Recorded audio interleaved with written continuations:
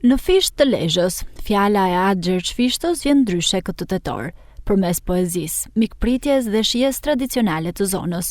Në përkujtim të Homerit shqiptar ka startuar shtegu i poezisë fishtiane, një itinerar traditor kulturor që synon të lidh vizitorët me rrënjët, historinë dhe shpirtin fishtian.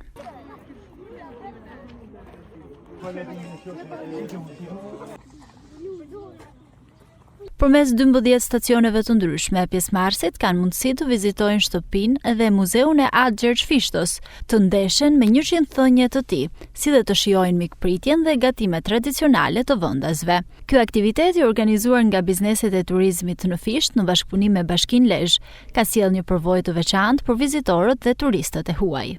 Besoj se rreth viteve 30 ai mund t'i ketë, por i ka kaluar këto shtigje, kështu që ku më mirë se sa të kesh fatin për të ndjekur të njëjtin itinerar që i ka bërë, ndoshta në kohë jo kaq të mirë, por sidoqoftë mbetet një eksperiencë më shumë se sa interesante.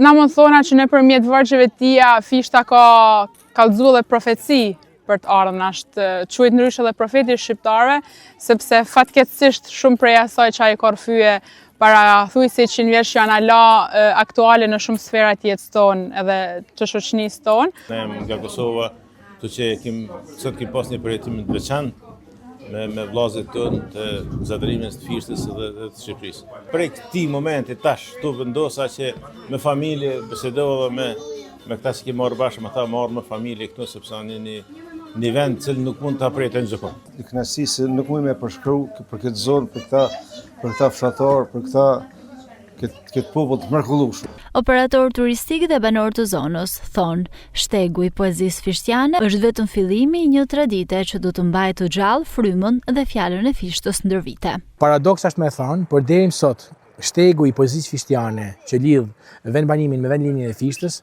ka shumë vizitorë të huaj që nuk e njohin Fishtën sesa vetë njerëz që janë dashamirës të Fishtës.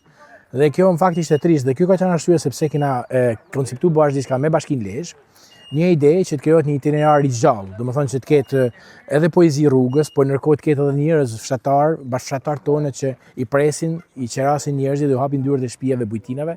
Në këtë rast edhe ato promovojnë bujtinat e tyre dhe promovojnë gjithë fshatin së bashku. Duke kthyr një itinerar që mund të jetë me kohën edhe një vend pelegrinazhi, domethënë që njerëzit vinë dhe ta projektojnë Fishtën pak më shumë. Ne në shumë të kënaqur faktikisht që kena bën, pasi ne kena zerë gjonat që kena në shtëpisë tonë dhe për me njoftu se këtu është më në Fishta e saktë. Këtu është ajo që poeti ka bën dhe na ka lënë si emrin dhe na pse mos ja festojmë datëlinjë. Mirë që ju proni Zoti. Sot është datëlinja e Gjergj Fishtës, është shtegu fishtian. Edhe kjo do të mese për gjithmonë si do të përsëritet vit pas vitit. Fal bashkëpunimit të ngushtë mes komunitetit, bizneseve dhe institucioneve lokale, tetori fishtian po kthehet në një traditë të re kulturore në Lezhë. Ky itinerar është një shembull i qartë se si kultura, gastronomia dhe trashëgimia letrare mund të ndërthuren për të krijuar një përvojë autentike shqiptare.